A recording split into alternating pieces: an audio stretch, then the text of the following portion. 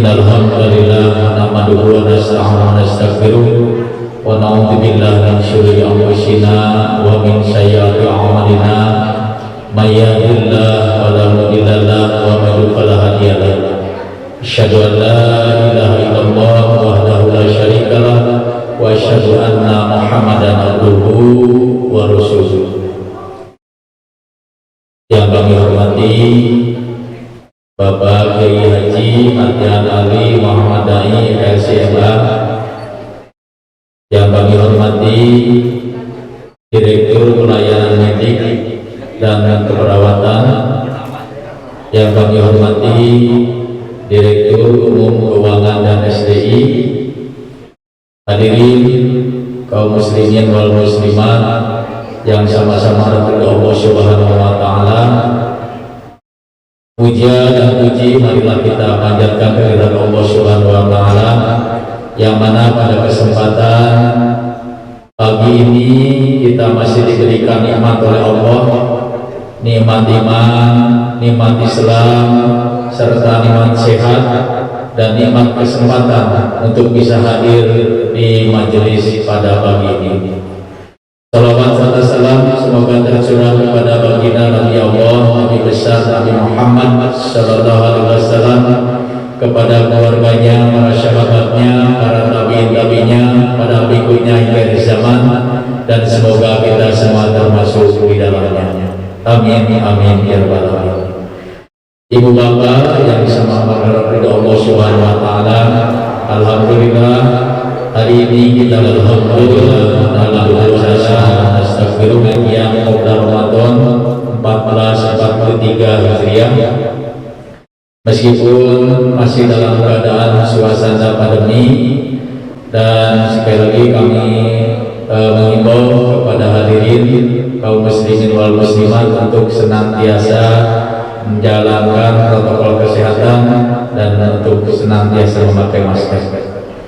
Baik ibu bapak, selanjutnya marilah kita buka acara ini dengan ungkapan basmalah. Bismillahirrahmanirrahim. Acara selanjutnya pembacaan ayat suci Al-Quran yang akan disampaikan oleh Ustaz Darsa Ahmad Fauziah dan sari tilawah oleh Ibu Dida Syahidah Ayah. Kepada Bapak Darsa dan Ibu Dida dipersilakan.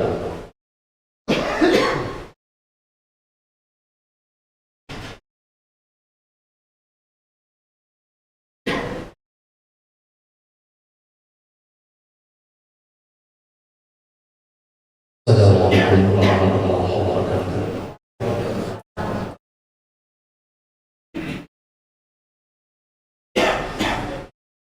أعوذ بالله من الشيطان الرجيم.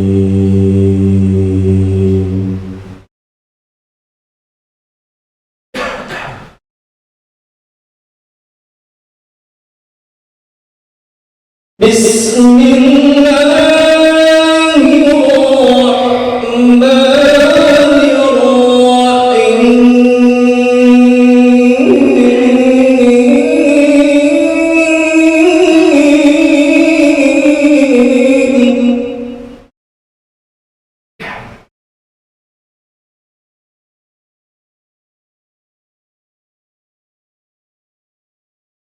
يا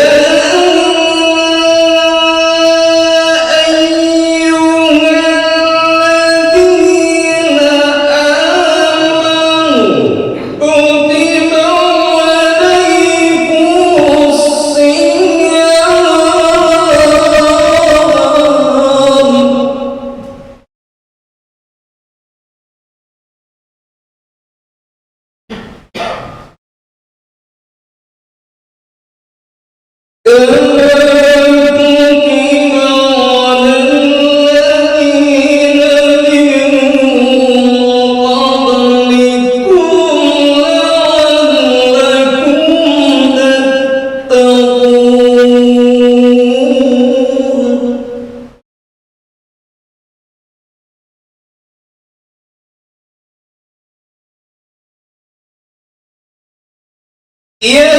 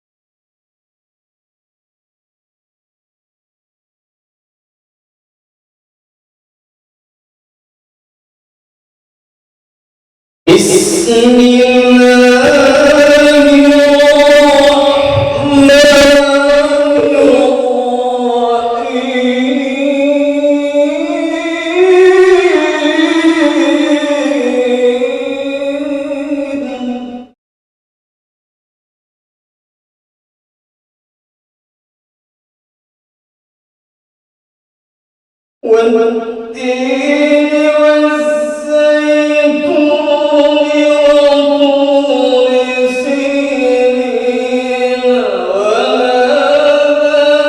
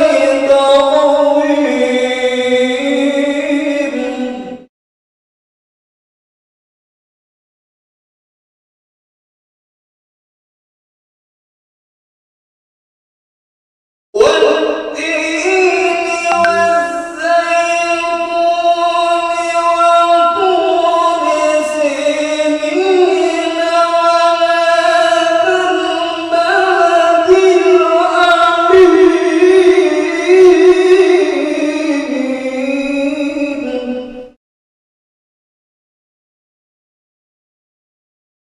لقد خلقنا الإنسان في أحسن تقويم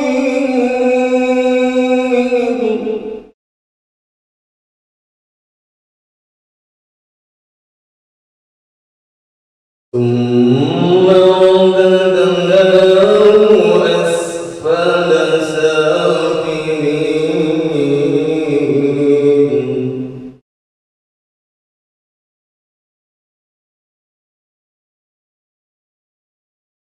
إلا الذين آمنوا وعملوا الصالحات فلهم أجر غير ممنون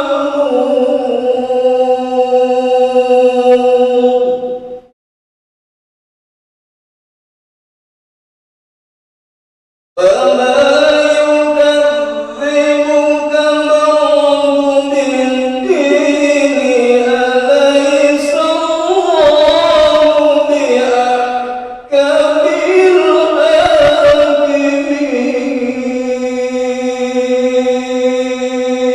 الحاكمين صدق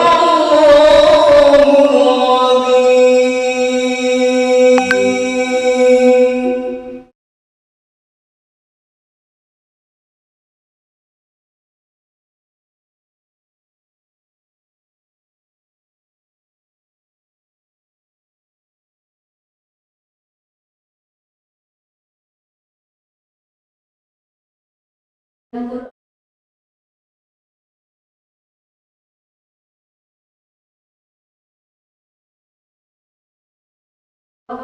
العظيم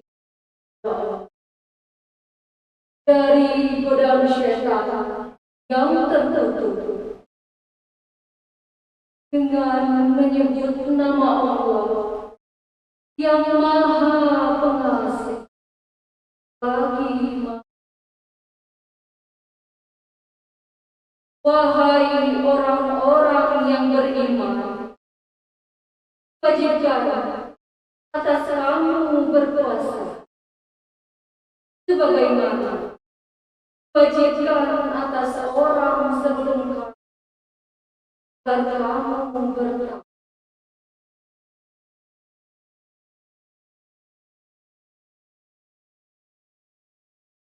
Demi buah hati dan buah hati, demi gunung Sina, dan demi negeri Mekah yang aman ini, sungguh kami telah menciptakan manusia dalam bentuk yang sebaik-baiknya.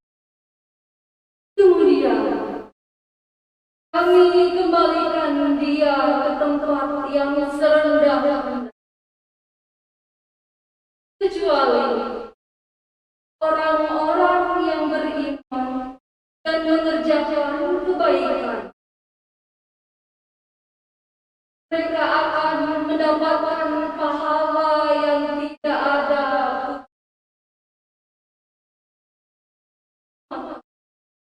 Apa yang menyebabkan mereka mendustakanmu tentang hari pembalasan setelah adanya keterangan-keterangan itu? Bukanlah Maha benar Allah dengan segala firman.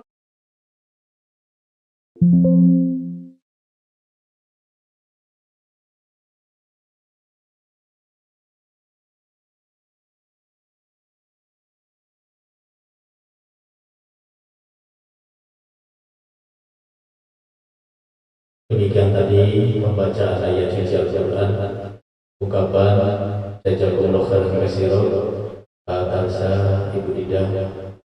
Semoga dengan dibacakannya ayat suci Al-Quran tadi menambah dan mempertebal keimanan kita semua. Amin ya rabbal alamin. Ibu bapak yang bisa menghargai Allah Subhanahu wa taala, secara selanjutnya sambutan Direksi Rumah Sakit Muhammadiyah Bandung kami sampaikan oleh Ibu Direktur Pelayanan Medik dan Keperawatan pada Ibu Dr. Hajah Nur Indah Buryana SPAN KIC MPes di silakan.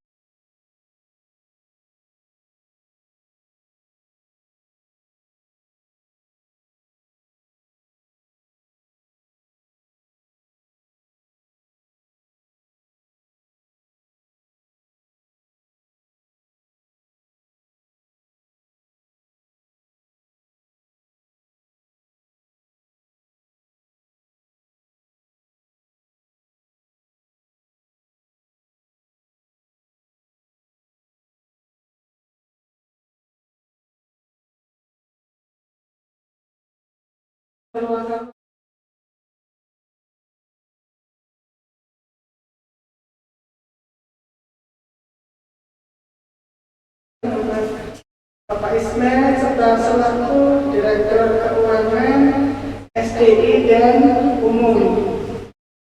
Yang terhormat seluruh panitia rangkaian acara Ramadan, Pak Taufik dan kawan-kawan, dan seluruh sivitas hospitalier Rumah Sakit Muhammadiyah Bandung yang saya sayangi. Kita panjatkan puji syukur terhadap Ilahi Rabbi pada pagi hari ini kita bisa berkumpul bersama kembali setelah 2 tahun kita tidak bisa melaksanakan kegiatan ini karena adanya pandemi COVID. Semua ini tidak lepas dari karunia Allah atas kita semua. Salawat dan salam kita pada Rasulullah kepada baginda Rasul Nabi Muhammad SAW. Dan untuk acara Qobla Ramadan ini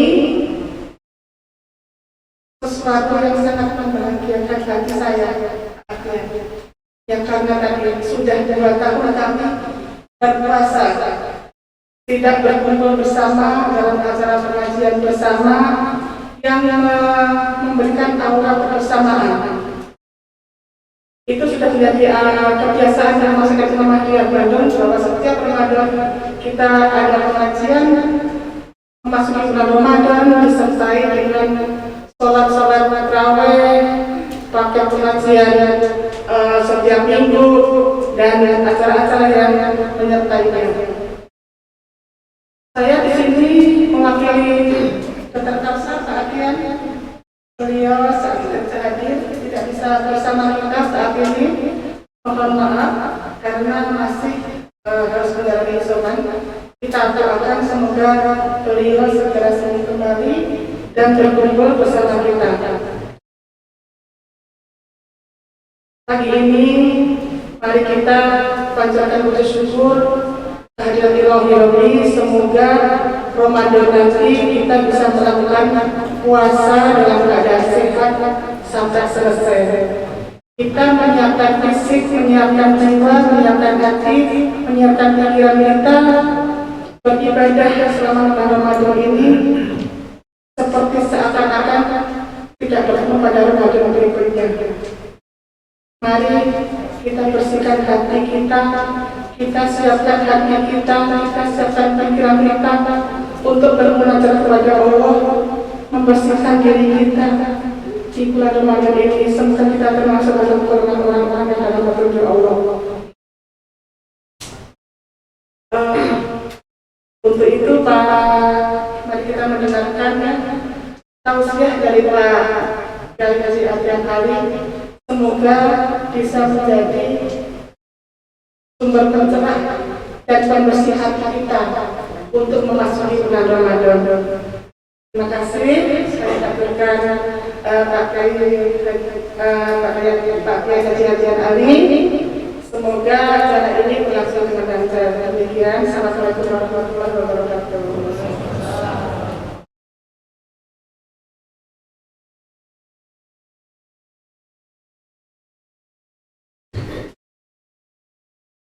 Demikian tadi sambutan Direksi Rumah Sakit Muhammadiyah Bandung yang disampaikan langsung oleh Ibu Direktur Pelayanan Medik dan Keperawatan. Ibu Bapak yang saya hormati Allah Subhanahu wa taala, marilah selanjutnya masuk ke acara kita untuk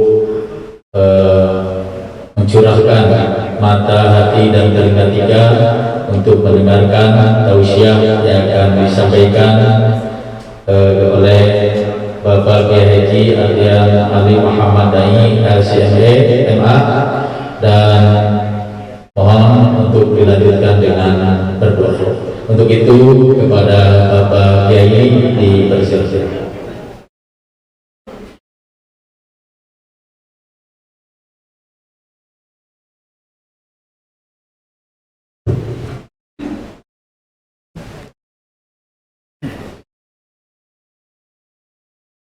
Bismillahirrahmanirrahim. Assalamualaikum warahmatullahi wabarakatuh. Alhamdulillah wa syukurillah wassalatu wassalamu ala rasulillah Muhammad ibn Abdillah wa la hawla wa la quwwata illa billah. Raditu billahi rabba wa bil islami dinan wa bi Muhammadin nabiyyan wa rasul. Yang pada kesempatan ini diwakili oleh Direktur Pelayanan Medis Dr. Hadiana dan Direktur Umum Direktur Keuangan Bapak Ismet. Selama beliau Pak Dirut isoman, saya sering kali berteleponan dengan beliau. Paling tidak WA. Tadi pagi jam 7 kurang 10 beliau telepon saya. Katanya beliau sudah membaik kemarin, ini masih harus istirahat. Karena itu izinkan saya mengajak kita semua mendoakan beliau. Allahumma shfi antasafi la sifaa illa sifahu Syifaan bagi Mustafa. Mudah-mudahan dengan segala macam ikhtiar yang telah sedang dilakukan, beliau sekeluarga diberi kesehatan dan pemulihan yang sempurna. Amin ya Allah ya Rabbal alamin. Hadirin rahimakumullah, saya selalu merasa bahagia kalau berada di lingkungan Rumah Sakit Muhammadiyah, karena merasa seperti berada di keluarga sendiri. Taroleh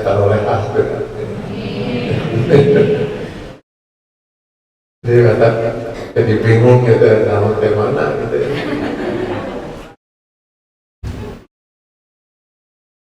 Saya teringat pernah ada seorang sahabat bertanya kepada Rasulullah SAW, berapa perbandingan kehidupan dunia dan akhirat? Rasul kemudian mengatakan kepada yang bertanya itu, masukkan telunjukmu ke dalam laut, lalu angkat, maka nanti air yang menetes dari telunjukmu, itulah kehidupan dunia. Paling tinggi saya kira 200 lah. Yang paling tinggi 150 lah. 100. Saya punya keluarga kemarin di Bandung meninggal usia 99. Saya katakan 80 tahun mau dibandingkan dengan kehidupan akhirat yang abadi. Abadi itu artinya gak ada ujungnya, tak terhingga. Jadi berapa tahun? Tak terhingga. Kalau dikatakan sekian triliun tahun pasti terhingga. Air laut itu bisa kita hitung berapa tetes. Bisa nggak hitung air laut berapa tetes? Bisa, dengan sahan orang hitung nggak? Tapi bisa sebenarnya, masih terhingga gitu. Berapa butir pasir di padang pasir? Bisa gitu. Sahan melihat yang hitung-hitung begitu. Tapi itu bisa terhitung, Pak. Sedangkan yang namanya abadi itu gak ada ujungnya, gak terhitung, Pak. Gak terhitung. Jadi nanti setelah kita menjalani kehidupan di dunia ini, kita akan memasuki alam lain, yaitu alam kubur, alam barzakh. Berapa lama di situ sampai dengan kiamat. Setelah kiamat, baru kita akan memasuki lagi alam mahsyar. Suka sabralami di alam mahsyar. Dari alam mahsyar kita menuju alam hisab, dari alam hisab ke alam mizan, dari alam mizan ke alam sirat. Perjalanan yang luar biasa, ya. Panjang. Ya. Dari alam sirat barulah manusia terbagi dua. Sebagian menikmati kekal di surga, sebagian lagi nauzubillah terancam kekal di neraka jahanam. Bapak Ibu rencananya mau masuk ke mana? Masa arah-arahnya perlu ditanya deh. Pasti jawabannya surga. Nah, bagaimana sebenarnya supaya kita bisa meraih surga? Sebab kalau neraka, Allahu Akbar ya. Jangan kan harus merasakan azabnya gitu. Baru membaca ayat-ayat hadis tentang neraka gitu. Saya nggak tahan gitu. Oh. Kenapa? Karena nanti di akhirat semuanya itu Allah langsung, nggak ada lagi perantara. Kalau di dunia ini, kalau Allah mau menyiksa kita, bisa lewat perantara orang lain memukul kita. Kalau orang lain yang memukul kita itu anak kecil umur 2 tahun misalnya, saya kira nggak terasa itu. Betul kita mukul gitu kan, umur 2 tahun kan ya. Tapi kalau yang mukul kita misalnya Mike Tyson, petinju itu yang mukul tembok saja runtuh gitu, itu kelihatannya masalah kali itu menyeri. Padahal Mike Tyson itu dengan kita sama-sama manusia. Bayangkan sekarang kalau yang analisa kita manusia itu Allah. Banyak manusia tahan. Pantas kalau dalam Al-Quran Allah menyatakan azabun adim, azabun azim, azabun muhin. Yang tidak mungkin bisa tertahan. Mudah-mudahan kita terhindar dari azab neraka. Masalahnya sekarang bagaimana supaya kita bisa masuk surga? Setelah kita memiliki keimanan, sebab itu tiket utamanya.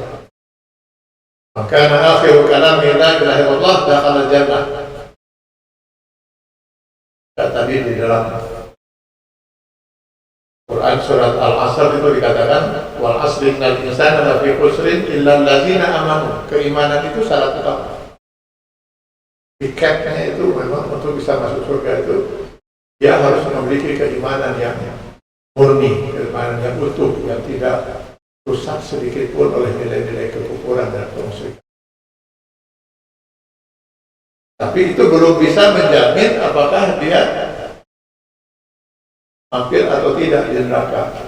Untuk mampir dan tidaknya itu adalah wa amilus shalihat, beramal. Andai kata amal-amal ibadah kita yang pokok saja seperti haji, sholat, sahur diterima oleh Allah, insya Allah surga sudah di tangan.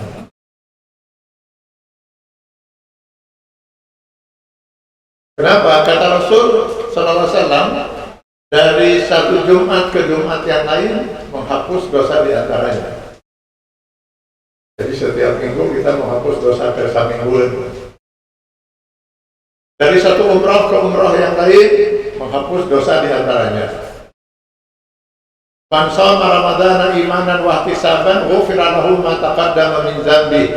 Kalau ibadah saum seseorang itu diterima oleh Allah, maka Allah berkenan untuk menghapus seluruh dosa yang pernah dia perbuat sebelumnya. Berapapun besarnya dosa itu, berapapun banyaknya dosa itu.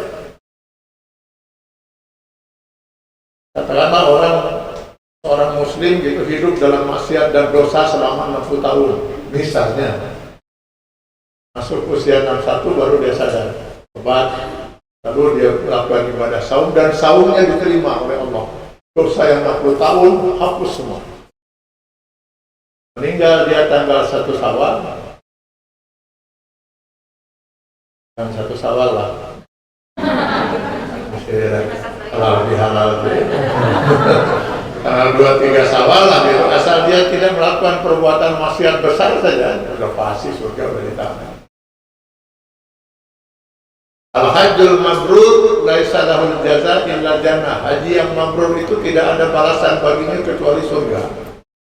Jadi kalau ibadah-ibadah pokok kita saja diterima oleh Allah, dasar-dasarnya surga sudah di tangan.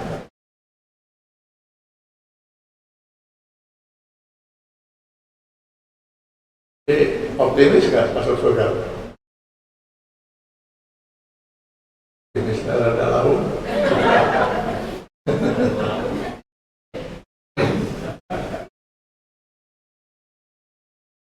Hanya saja di dalam banyak hadis Rasulullah SAW menyatakan misalnya rubba qa'imin laisa lahu min qiyamihi illal haram.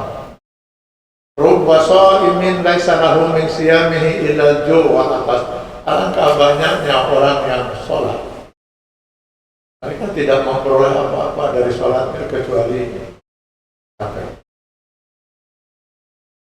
Alangkah banyaknya orang yang melakukan ibadah saum, mereka tidak memperoleh apa-apa dari saumnya kecuali sekedar ikut merasakan lapar dan dahaga. Alangkah banyaknya. Artinya Rasulullah ingin mengatakan dari semua orang yang melakukan ibadah, orang-orang muslim yang melakukan ibadah, sholat, saum, hanya sedikit sekali yang saum dan sholatnya itu diterima sebagai ibadah.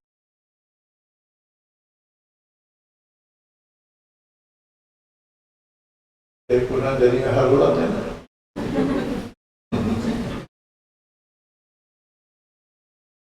Allah gak usah ini ya. Allah, bapak-bapak dan ibu yang ada di sini termasuk yang sedikit ya. ibadahnya diterima oleh Allah Subhanahu wa taala. Cuma batur sih kan mudah-mudahan. Jadi sia-sialah ibadahnya itu. Bahkan kalau kita lihat dalam Quran surat Al-Ma'un itu Allah sampai menyatakan fawailul lil musallin. Bukan hanya saja tidak diterima ibadahnya, malah Allah mengancam celaka. Bahkan ada yang mengartikan sebagian ahli tafsir, wail di sana itu menunjuk satu tempat di neraka. Neraka wail bagi orang-orang yang sholat. Di antaranya allazina hum an salatihim sahun, allazina hum yura'un wa yamna'una.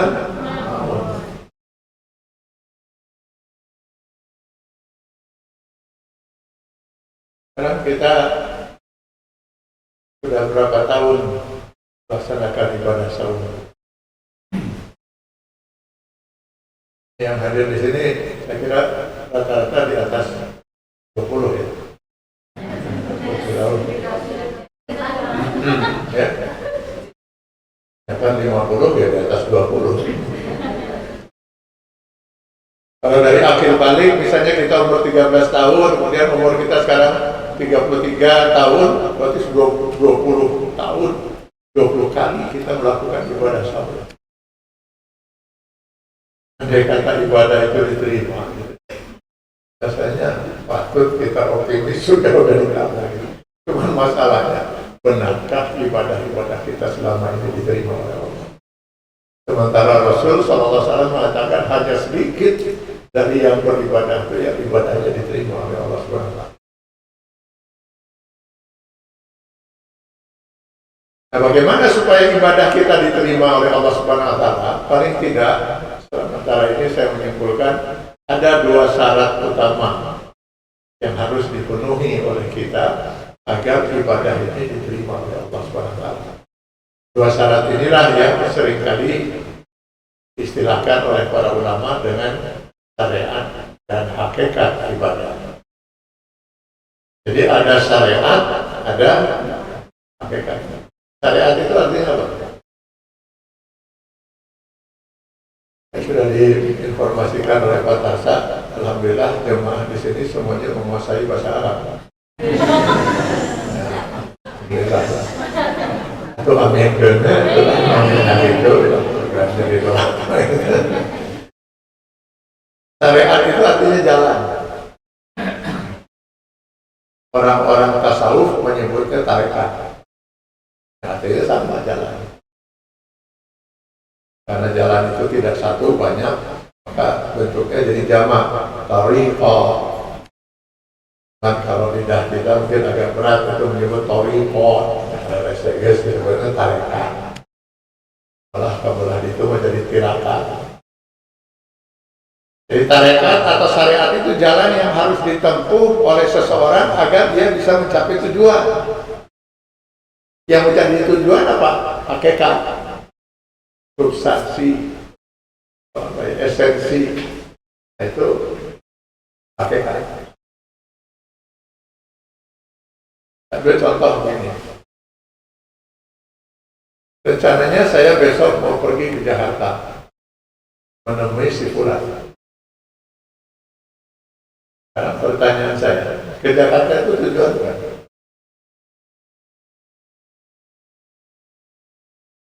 Ulang ya. Besok saya mau pergi ke Jakarta menemui si Fulan. Ke Jakarta tujuan bukan? Nah, menemui si Fulan yang jadi tujuan, bukan ke Jakarta.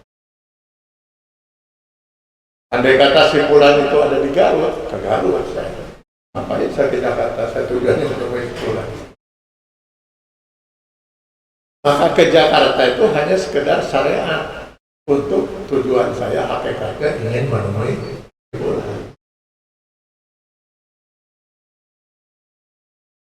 untuk mencapai tujuan itu saya bisa menempuh banyak syariat, Pak.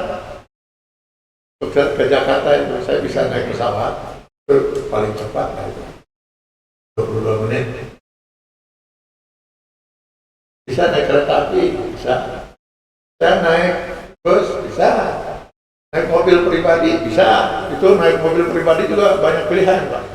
Bisa lewat Cipularang, bisa lewat Puncak, bisa lewat Subang, bisa lewat Cirebon. Ke Cirebon dulu, terus motor lebih lama ya. Bisa naik sepeda, bisa lempang, bukan irahan lebih di lempang. Itu syariat semuanya. Terserah saya mau milih mana.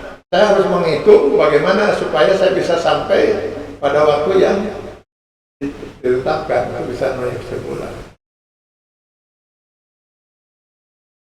Ya, saya naik kereta api. Sampai di Jakarta, baru turun di Gambir. Di bulan telepon saya. Latihan. Selesai subuh tadi, saya diinstruksikan oleh pimpinan, saya harus pergi ke Medan. Paniklah saya, tiket belum di tangan, terus saya ngurusin. Aku lupa, baru sekarang saya teringat setelah saya di airport. Jadi saya sekarang sedang di airport menuju ke Medan. Karena itu rencana untuk pertemuan kita hari ini, mohon maaf, kita tunda kira-kira. Apa komentar saya? Sia-sialah perjuangan dan pengorbanan saya ke Jakarta. Saya sudah korbankan acara di Bandung, saya korbankan waktu, sudah tenaga, sudah pikiran, harta. Tidak akhirnya mencapai tujuan syariat, tidak mencapai hakikat. Sholat hasilnya cuma sampai sahur, hasilnya cuma sekedar ikut merasakan lapar dan dahaga. Syariat tidak mencapai hakikat. Sudah mulai kerabak sekarang ini ya. Oh, jadi yang penting itu apa hakikat? Ya, hakikat itu apa? Ya, mari kita lihat sekarang di Al-An'am 162.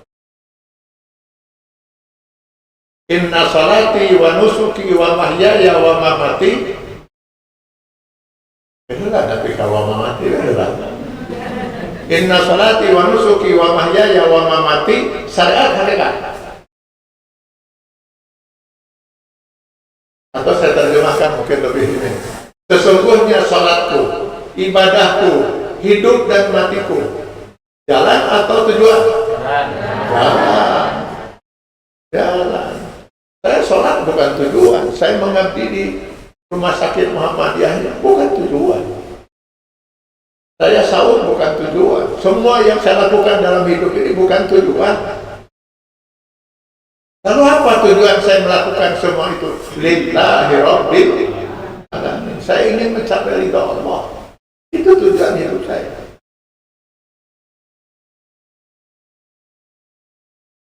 Kalau begitu yang penting kita hakikat. Betul. Jadi gak usahlah syariat, gak bisa. Bagaimana mungkin bisa kita mencapai hakikat kalau tidak menempuh syariat? Bagaimana saya bisa menemui si fulan di Jakarta, di Ngadon Cicingwa di Bandung? Syariat itu harus saya tempuh. Bahkan syariat itu harus syariat yang benar. Kalau syariatnya tidak benar, percuma kita bicara hakikat, gak akan mungkin sampai hakikat. Untuk mencapai hakikat itu kita syariatnya harus benar dulu. Ambil contoh tadi, saya rencana besok mau pergi ke Jakarta menemui sebulan, lalu saya naik bus jurusan Bandung Cirebon. Pertanyaan saya naik bus jurusan Bandung Cirebon itu syariat bukan? Syariat itu syariat yang sesat. Nah, itu aliran-aliran sesat yang pada itu. Ya nggak mungkin saya ketemu si fulan di Jakarta, loh saya malah pergi ke Cirebon. Jadi yang paling pertama harus kita persoalkan adalah syariatnya dulu harus benar. Walaupun itu bukan tujuan, tapi jalan untuk yang harus benar. Benar menurut siapa? Menurut Allah dan Rasulnya, menurut Quran dan Sunnah. Jangan benar menurut perasaan kita. Karena yang benar menurut perasaan kita belum tentu benar menurut Allah. Salat subuh berapa rakaat? Di sini. 2. Hari lohor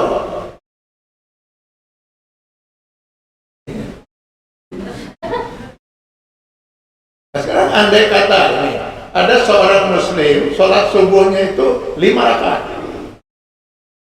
Pertanyaan saya, 5 rakaat dengan 2 rakaat bagus mana? Ya? Bagus 2. Bapak direksi saya kira direktur keuangan ya. Sudah dengar itu. Jadi bagi ibu-ibu tadi 2 juta rupiah dengan 5 juta rupiah, bagusan 2 juta. Hah? Oh, hari rupiah mau beda? Oh, beda rupiah. Saya kembali. 2 rakaat dan 5 rakaat menurut akal dan perasaan kita bagus mana? 5 Pak. Ke akal mah 5. Batur mah subuh 2 rakaat, saya tahu 5. Batur mah maghrib main 3, main 7. Bagus 5, bagus 7. Tapi saya yakin kalau ada seorang muslim sholat subuhnya itu 5 rakaat karena dianggap itulah yang terbaik, insya Allah masuk neraka. Baik menurut dia, tapi tidak benar menurut Allah. Maka Rasul mengatakan, "Shallu kama ra'aitumuni usalli." Salatlah kalian sebagaimana kalian melihat saya salat. Khuzu anni manasikakum, lakukan manasik haji dan manasik umrah kalian sebagaimana yang saya contohkan. Itu yang pasti benar.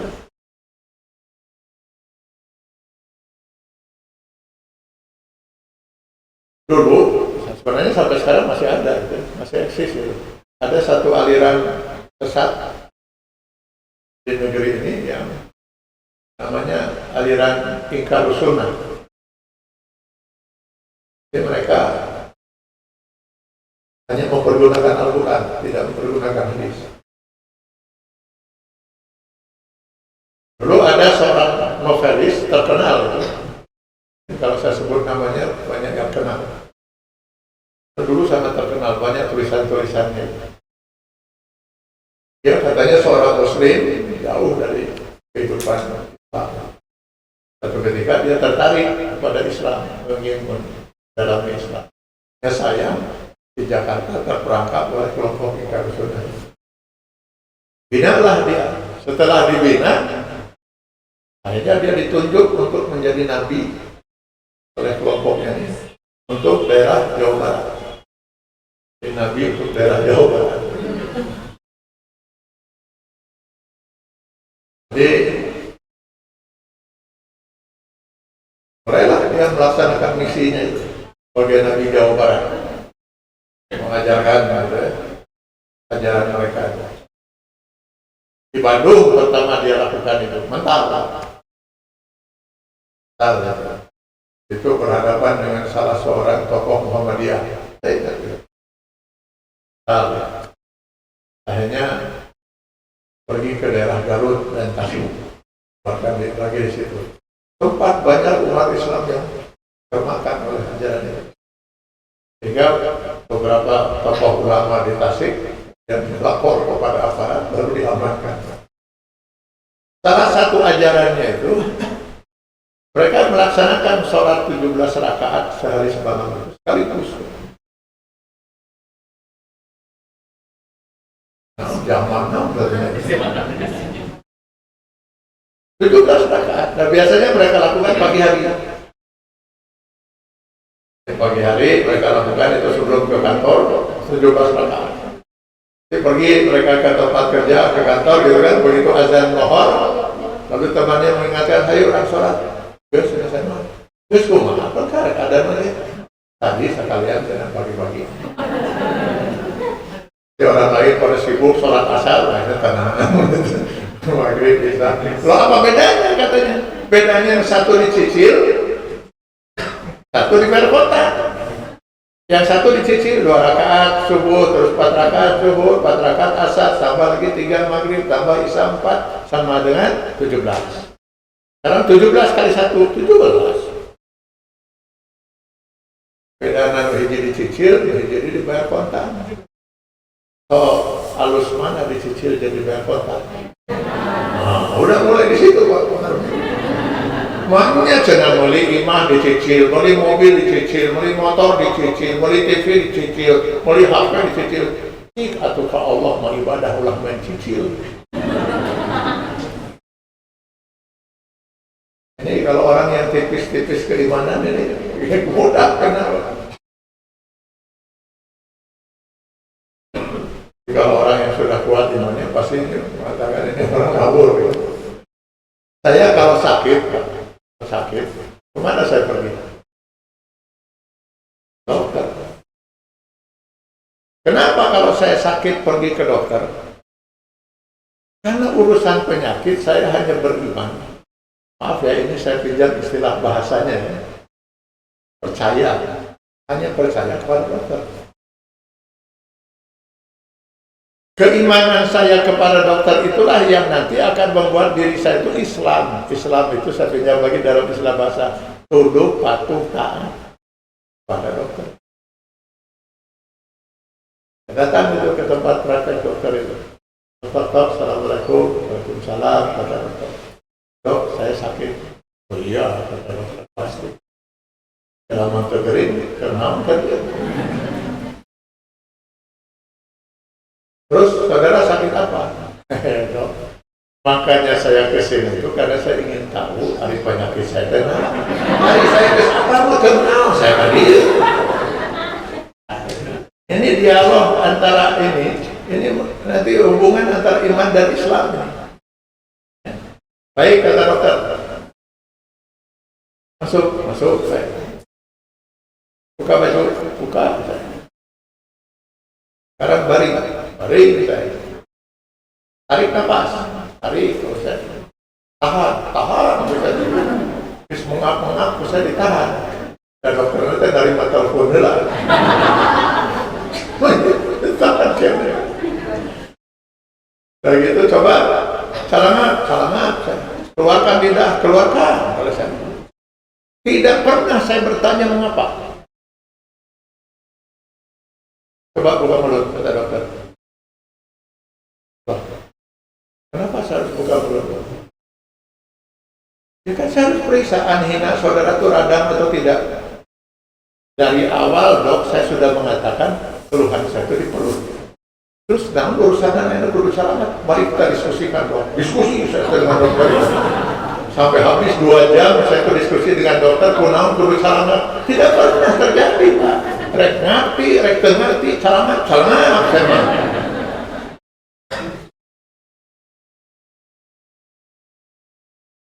Coba sekarang kamu disuntik, kita sekarang jarang ya.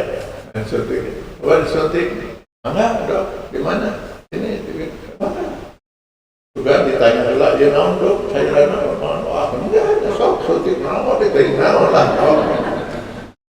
Saya pasrah Islam, tunduk patuh pasrah. Jadi penyakit saya itu apa? Radang tenggorokan, saudara berat sekali ini. Jadi kemana dok? Kan iya saya sudah membuat resep. Ditebus di apotek, ikuti aturan saya. Baik dok. Pergi ke apotek, saya tebus obat itu. Keluar dari apotek, ada bapak-bapak, saya tidak kenal. Tiba-tiba dia manggil saya. Pak, dia. Nampak tuh. Tarik nafas. Kata orang itu. Tahan. Salamat. Keluarkan lidah. Wah, saya nggak akan nurut, Pak. Kenapa? Nggak ada rasa kepercayaan, saya nggak ada keimanan. Wow, gitu. Lalu saya tanya, hari Bapak sah, sederhana Pak. Saya tukang martabak, terus nah urusan saya kudu salamat. Kudu narik nafas. Nggak mungkin saya tahan, Pak. Ketaatan itu kaitannya dengan keyakinan. Sampai di rumah, saya minum itu obat itu. Yang tablet, setengah jam sebelum makan. 3 kali 1, saya minum. Lalu setengah jam setelah makan, saya minum yang kapsul. Kami gitu petunjuknya. Kapsul 3 kali 2. Jadi sehari itu, saya minum 9 tablet dan kapsul. Kata dokter, itu harus habis selama 5 hari karena dua-duanya antibiotik. Ada 45 tablet dan kapsul yang harus saya minum selama 5 hari itu. Apa salahnya kalau saya minum sekaligus? Mana lebih baik dicicil dengan dibayar korban? Kalau ilmu sekaligus, lalu terburu-buru disolatkan batur. Innalillahi. Gak berani kita menentang aturan dokter itu. Padahal maaf ya, dokter itu kan manusia. Mungkin gak dokter bisa salah? Mungkin. Walaupun gak ada dokter sengaja berbuat salah. Allah. Jadi bisa saja manusia bisa salah. Tapi kita begitu taat, gak berani kita menentang dengan aturan itu. 6.666 ayat Al-Quran plus sekian ribu hadis itu resep dari Allah Subhanahu Wa Taala bagi yang ingin selamat bahagia dunia akhirat. Dalam resepnya itu ada tablet sholat, ada kapsul saum, ada macam-macam. Laksanakan, pasti selamat. Tapi kenapa kalau sudah urusannya dengan resep Allah, seolah-olah kita tidak bisa menerima dalam bentuk hati akal kita. Kenapa harus begini? Nah, begitu. Kalau dengan dokter kita bisa berdebat, terlebih kalau kita sekolah dulu di fakultas kedokteran. Jadi dokter bilang, dengan Allah bagaimana mungkin kita berdebat? Allah yang menciptakan akal kita.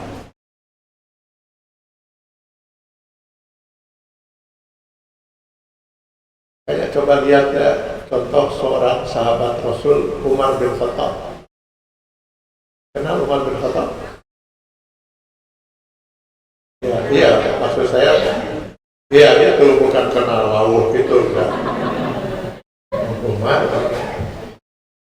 Ketika Umar bin Khattab radhiyallahu anhu sedang melaksanakan tawaf dan akan mencium Hajar Aswad, apa yang beliau lakukan? Berdiri beliau dengan gagahnya di depan Hajar Aswad, lalu ditunjuk di Hajar Aswad itu. Sambil beliau mengatakan, "Hai Hajar Aswad, andai kata saya tidak pernah melihat dengan mata saya sendiri bagaimana Rasulullah SAW ketika sedang tawaf itu menciummu, wallahi demi Allah, saya tidak akan pernah mau menciummu. Karena bagaimanapun kamu hanya sebuah batu, sampai kiamat kamu tetap batu." Jadi dicarikan dulu karena saya pernah melihat Rasulullah mencium. So, enak kok saya dicium.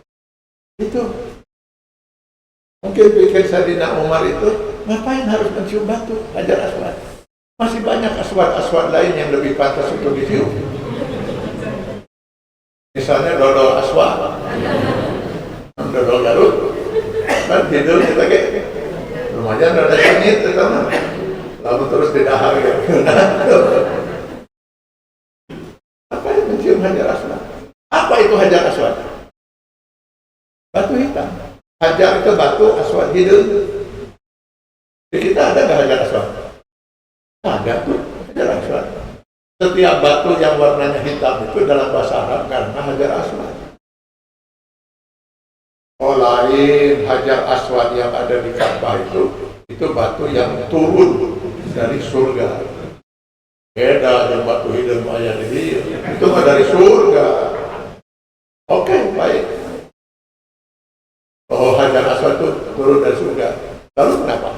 Kalau turun dari surga, bukan batu, batu. Tidak bisa memberi manfaat, tidak bisa memberi mudarat, batu. Lalu kenapa kita cium? Rasulullah mencontohkan, Allah memerintahkan titik dekat hati. Dekat hati ku akan. Nah kita taat, itu namanya Islam itu. Makanya orang yang Islam itu harus iman dulu. Setelah dia beriman pada Allah, dia Islam, berserah diri. Dia menyerahkan dirinya untuk diatur hidupnya sepenuhnya oleh Allah. Jadi kalau ada orang mengaku muslim tapi tidak mau diatur hidupnya oleh Allah, ya bukan muslim lah. Oh maha kok muslim tapi tidak mau diatur hidupnya oleh Allah, dia bukan muslim dari segi bahasa.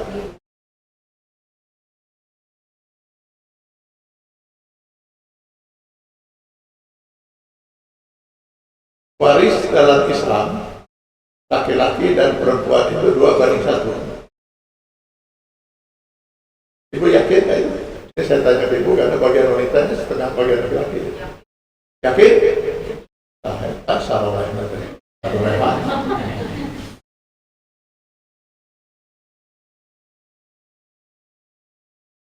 Berapa banyak sekarang orang yang berusaha itu mencari hukum naon, hukum adat dan sebagainya agar bisa bagi rata. Artinya dia tidak menerima hukum Allah seperti itu, nyari hukum yang lain. Dia tidak menerima ini apa ini? Tidak yakin? Wah, alhamdulillah. Kalau sampai tidak yakin, nggak ada istilah lain kecuali kafir.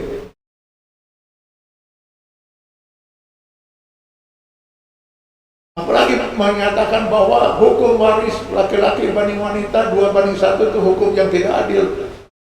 Astagfirullahaladzim. Gitu. Menuduh Allah sedang membuat aturan yang tidak adil. Padahal sebagai seorang mukmin kita yakin aturan Allah mutlak benar, pasti benar, pasti adil. Sayangnya kita kebanyakan sering menjadikan hawa nafsu itu sebagai Tuhan. Hukum Allah yang tidak sesuai dengan nafsu kita, lalu kita ambil contoh yang sekarang. Seorang meninggalkan istri dan 2 orang anak, laki-laki dan perempuan.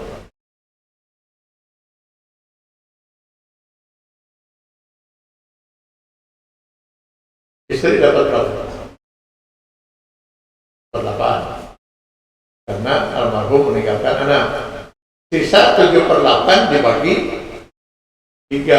Karena laki-laki dapat 2 bagian, wanita dapat 1 bagian.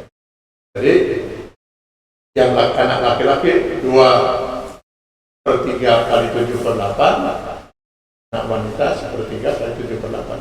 Katakanlah yang 7/8 itu misalnya 300 miliar. Ya benar kamu kita contoh itu. Ukur itu dalam kemal kealaman dari negara itu ada contoh-contoh itu. Olah yang kealaman itu contoh baru itu wani. Kalau perlu tambah lagi 3 triliun. 300 juta itulah. 300 juta berarti anak laki-laki dapat 200 juta, anak perempuan dapat. Ini kata yang tidak adil. Sekarang mari kita lihat. Anak laki-laki dapat 200 juta, menikah dia. Minus apa? Mahar. Mahar itu dalam Islam dari laki-laki kepada perempuan. Tidak ada istilah mahar dari perempuan ke laki-laki. Orang anda 200 juta. Orang anda 200 juta itu kenapa? Si laki-laki harus menyiapkan rumah tempat tinggal untuk istrinya yang perempuan. Istrinya kan perempuan. Rumah tempat tinggal itu kewajiban siapa? Kewajiban laki. Setelah itu harus memberi nafkah pada istri dan anak-anaknya. Beak 200 juta. Habis, dia harus bekerja lagi untuk menafkahi lagi istri dan anak-anaknya. Habis di warisan itu. Sementara yang anak wanita dapat 100 juta menikah plus mahar, plus nafkah dari suami.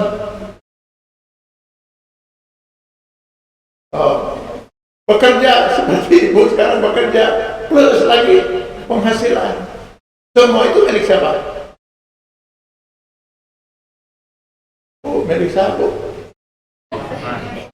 Harta warisan, mahar, terus ibu bekerja dapat gaji, semua milik siapa? Milik istri. Tidak ada sepeser pun hak suami.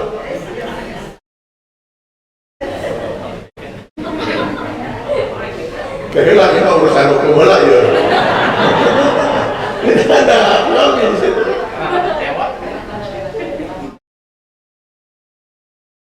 Jadi kalau misalnya suaminya tiba-tiba di PHK, terus nggak punya uang sama sekali, terus dia bilang pada istrinya, Bu, sekarang uang belanja dari ibu, bukan loba duit. Ya loba duit saya, tapi tidak punya kewajiban saya untuk menafkahi suami. Terus orang yang dahar naon, paling kalau saya dahar ke saya, hari saya dahar naon,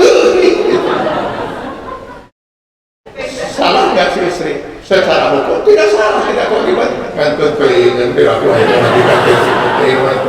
kan kita melihat fakir miskin saja kelaparan kita kasih sedekah, anggaplah ini masalah kita. Sedekah itu. Jadi harta istri itu milik istri. Kalau harta suami, kalau gitu-gitu harta suami yang milik suami. Tetapi dalam harta suami itu ada hak istri, ada hak anak-anak. Bukan berarti seluruh harta suami itu juga sekaligus harta istri. Karena pernah ada orang bertanya begini kepada saya,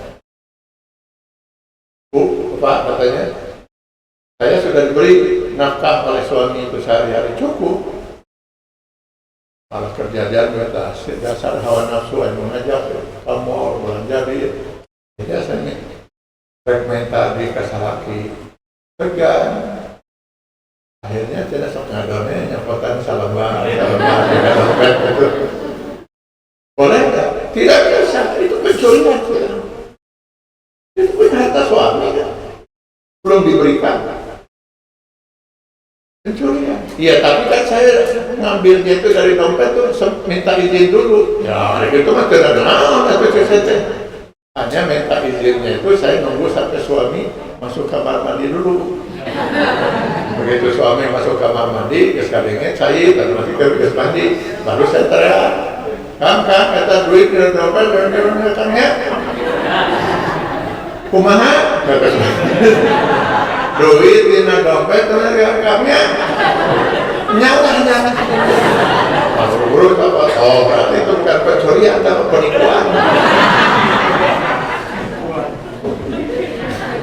Jadi banyak mana perempuan dengan laki-laki.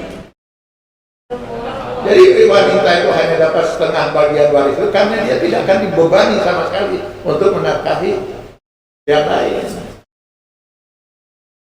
Ini kadang-kadang kita nggak melihat Islam secara keseluruhan, gitu. Hanya melihat dibagi mana aja dengan setengah bagian. Yakin ya bahwa hukum Allah harus yakin. Hukum Allah waris itu pasti benar. Jadi nggak usah nyari hukum yang lain. Kan saya tanya lagi, hukum poligami itu benar kan?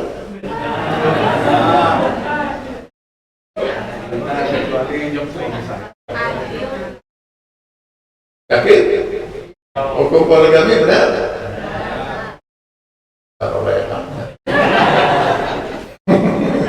Ya, yakin itu pasti benar. Bahwa kemudian ada seorang laki-laki muslim berpoligami, akhirnya istri muda dan istri tua sama-sama tersiksa dan terzolimi, jangan salahkan Islamnya. Sila laki atau benar. Syarat yang diberikan oleh Allah Subhanahu wa Ta'ala untuk berpoligami itu cuma satu, Pak. Adil. Pertanyaannya, siapa yang mampu berbuat adil? Adil dalam apa? Dalam kasih sayang? Tidak. Kalau itu apalagi itu tidak ada yang mungkin mampu itu.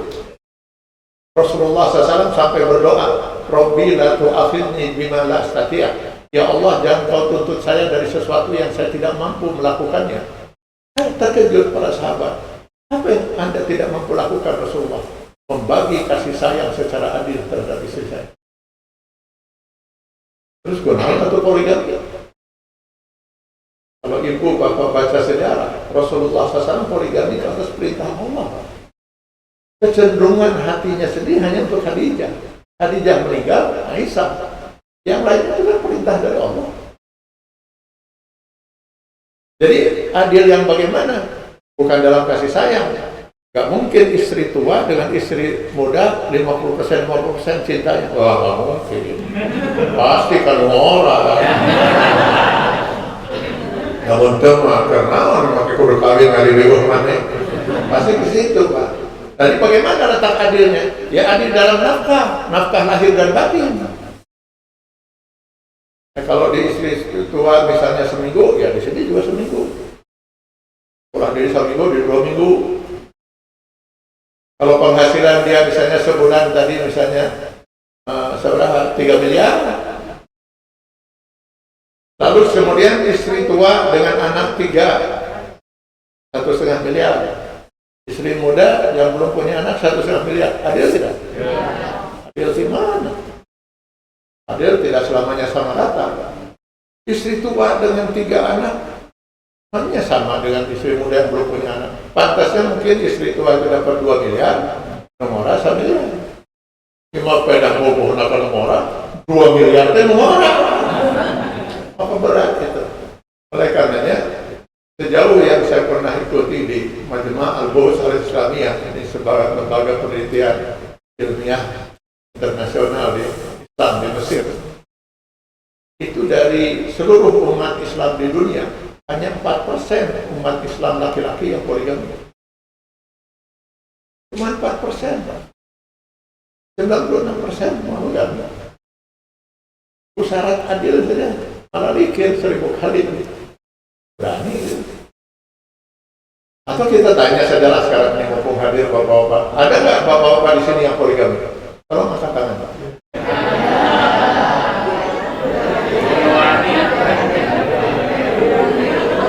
Tuh, Pak, nggak ada Pak yang angkat tangan? Nggak ada Pak yang angkat tangan? Itu ibu-ibu meninggal kan itu.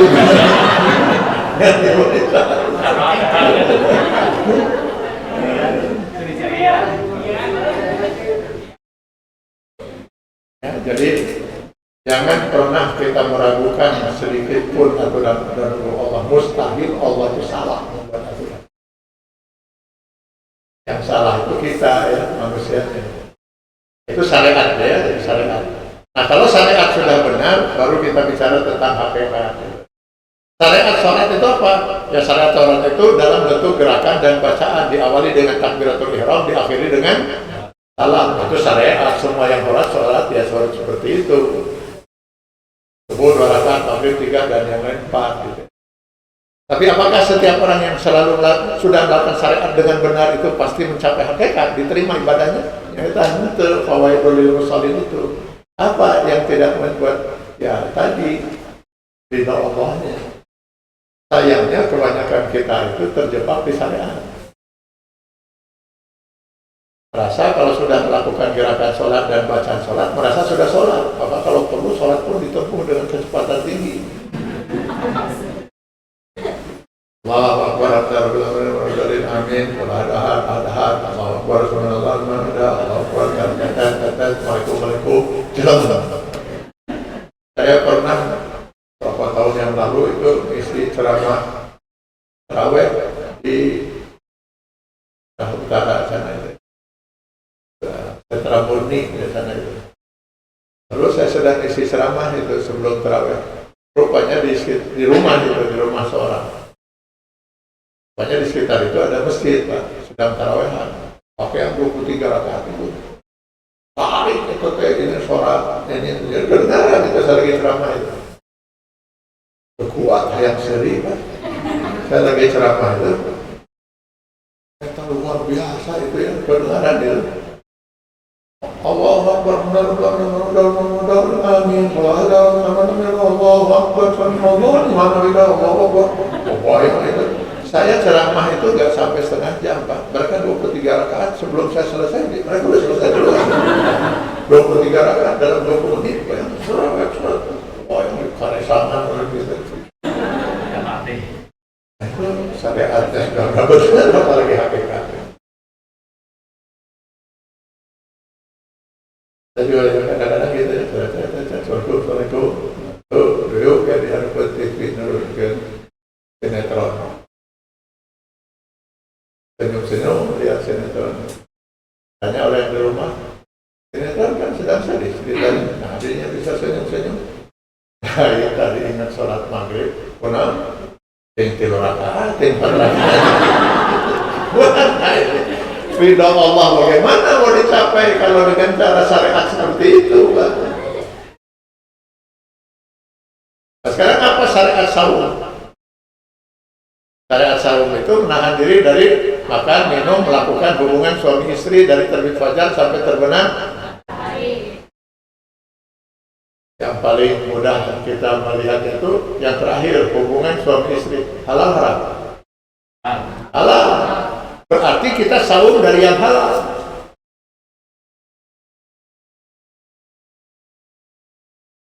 Jadi kalau kita saum harus menahan diri dari itu. Dari yang halal itu. Itu yang kalau kita makan batal. Kita minum batal. Kalau sengaja lakukan makan, minum, dan melakukan hubungan suami istri. Kalau tidak sengaja, tidak batal. Maksud saya tidak sengaja makan, minum, ada hubungan suami istri, karena yang tadi hajar segala itu. Tentu ingat, tentu hilang gitu.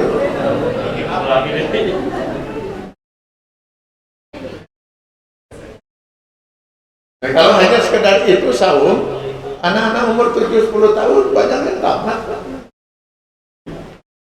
Masa masuk surga gara-gara cuma tidak makan, tidak minum, itu begitu. Lalu apa kalau itu hakikat saum? Tadi lihat, syariat saum itu menahan diri dari makan, minum, melakukan hubungan suami istri. Berarti saum dari yang halal. Sebab yang haram kita harus saum seumur hidup. Memakan hak orang lain, mau kita harus saum seumur hidup itu. Jangan pernah kita memakan hak orang lain sepeser pun. Caranya bagaimana supaya kita bisa saum seumur hidup dari memakan hak orang lain? Nah, dilatih oleh Allah setiap tahun itu selama 1 bulan Ramadan kita saum dari memakan hak milik kita sendiri yang haram. Kalau selama 1 bulan Ramadan kita mampu menahan diri dari memakan hak milik kita sendiri yang halal, masa 11 bulan kemudian kita tidak mampu menahan diri dari memakan hak milik batur? Kalau selama 1 bulan Ramadan kita mampu menahan diri mulai dari terbit fajar sampai terbenam matahari dari mendekati istri suami kita sendiri yang halal, masa 11 bulan kemudian kita tidak mampu saum dari menahan diri dari mendekati istri? Itu guru nama. Tapi itulah kata Rasulullah, alangkah banyaknya orang yang saum, hasilnya cuma lapar dan dahaga. Betul dia tidak makan, tidak minum, tapi sepanjang hari di pasar kerjanya berdagang nipuan batur. Yang 9 on dibilang sekilo. Kespoguh itu susu dicampur cair dijual dengan harga susu murni. Kespoguh minyak goreng. Ayam minyak gorengnya. Jadi apa artinya saum? Kalau di kantor kerjanya terus menandatangani surat-surat yang bukan hak tangan dia untuk menandatangani. Apa saum? Apa artinya saum? Itu cuma syariat saja. Betul dia tidak makan, tidak minum, tapi sepanjang sore hari balik ngabuburit, nunggu buka, ngomongkan batur. Yang nikmat, kita ngomongkan batur balik ngabuburit di bulan Ramadan. Assalamualaikum Bu, selesai sholat asar itu udah mandi tuh. Waalaikumsalam, sama siapkan kantor belum pulang belum. Anak-anak pada saum, alhamdulillah. Bagus pokok di mana? Kita kalau bagus sama Bakdu kan itu. Sudah dengar berita Sibuan? Kita tuh lagi saum. Jangankan di bulan puasa sedang saum. Di luar saum pun ngomongkan batur menurunkan. Ngomong ada orang ke saum. Ya, lamun orang ngomong ke, ya dari mana ngomong ke, dia mah kenyataan. Nah, itu biasanya itu. Bu, yang namanya bebas itu ngomong ke kenyataan. Hari lain kenyataan kan disebutnya fitnah. Terus lalu ngomong, saya mau maksa. Aku non saya yang ngedongin kadinya, tapi ada mana pernah nyebut karena dirinya. Oh, benar. Nah, saya nyata beda dia. Ya Allah, nyeri hati saya benar, nyeri saya mah. Saya menceritakan bukan itu supaya kamu nyeri hati dari hati dan saya terjelas itu ibu nu mana. Ya nggak bisa dong kalau saya sebut namanya saya ghibah. Atau saya jadi penasaran apa saya mau diomongkan tapi saya tak apa saya itu. Yang kumaha deui ada saya nggak boleh. Kenapa itu kalau disebut karena tapi masih saya itu murah. Saya RW. Oh saya RW. Saya RT itu. Berarti ada tilu atau air terus saya di papaya pada tempatnya air kata limanya terima dengan dua jalan eta dan jalan itu kita terima jalan eta lain ya berarti jalan eta ya jalan itu mau pondok yang 25 itu maksud ibu yang waktu kita baru masuk jalan itu rumahnya di sana itu nanti ada tengahnya itu saat itu tungtung lagi gitu rumahnya nah itu tungtung mangan dua kenca sih katuh kenca lain berarti itu katuh maksudnya aku eta masih ibu eta atau karena tadi sebut karena identitasnya mau dijelaskan itu sehingga anunya solehan si ibu ngomong tadi itu udah saya mah harus ibu itu bagus apa lah tuh bukan kesalahan ibu itu saya bagus apa dan kalau saya bahwa minumnya isarwa gitu tidak ada faktor keturunan anu bener dinina begitu minumna, minina, bibina, warna terus matang dari dua jalan ya Allah di Muhammad azan maghrib dia orang siap-siap bukanya kan dia can beres kurang terus kan disuka siap-siap buka rek buka naon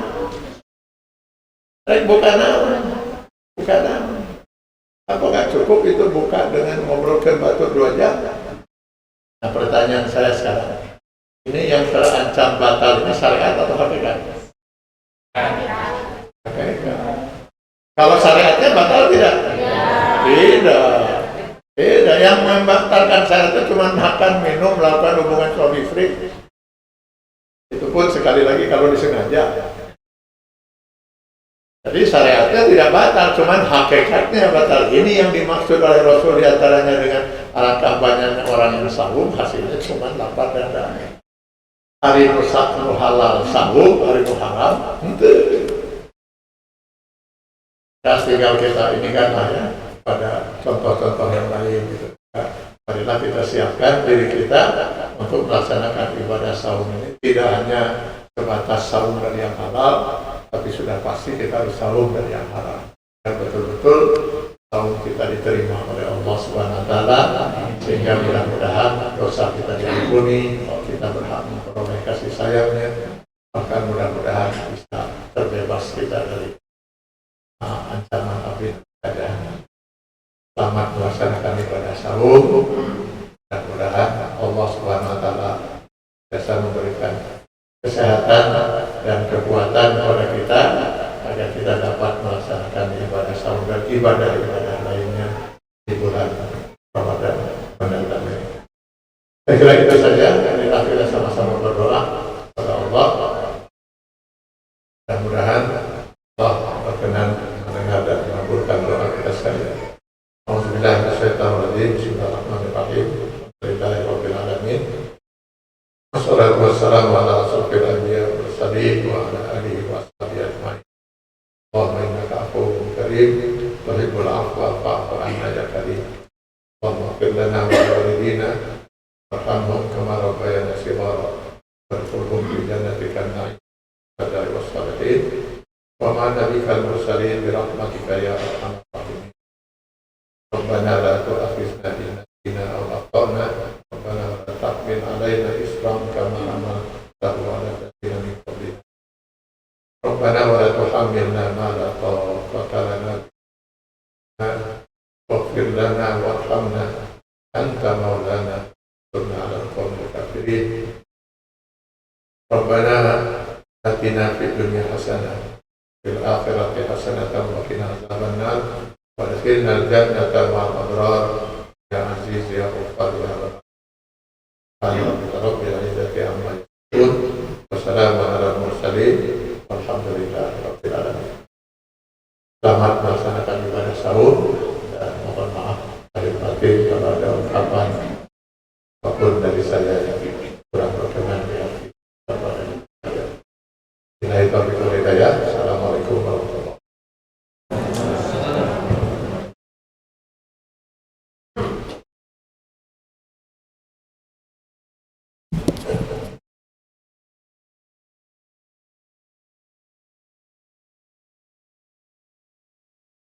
Alhamdulillah, jazakallahu khair.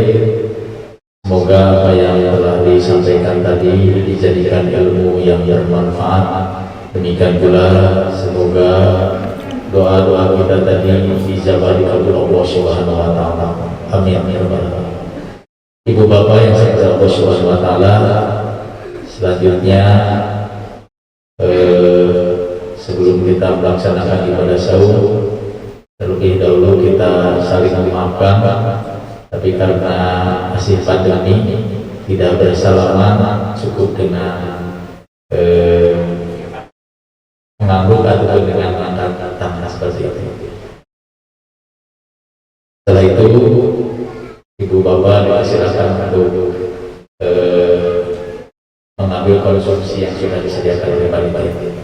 Baik ibu bapak yang sama Allah Subhanahu wa taala, selanjutnya marilah kita akhiri acara pengajian bulan Ramadan pada siang ini dengan ungkapan hamdalah alhamdulillahirabbil alamin. Dan seluruh sivitas Rumah Sakit Muhammadiyah Bandung, kami atas nama panitia mengucapkan selamat menunaikan ibadah Ramadan 1443. Mohon maaf lahir dan batin, kurang dan lebih mohon maaf. Nasrul minal batin dari Bapak Sonin. Assalamualaikum warahmatullahi wabarakatuh.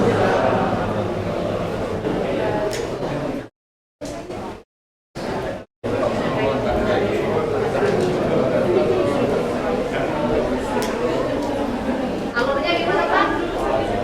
Alurnya alur. Udah siapin.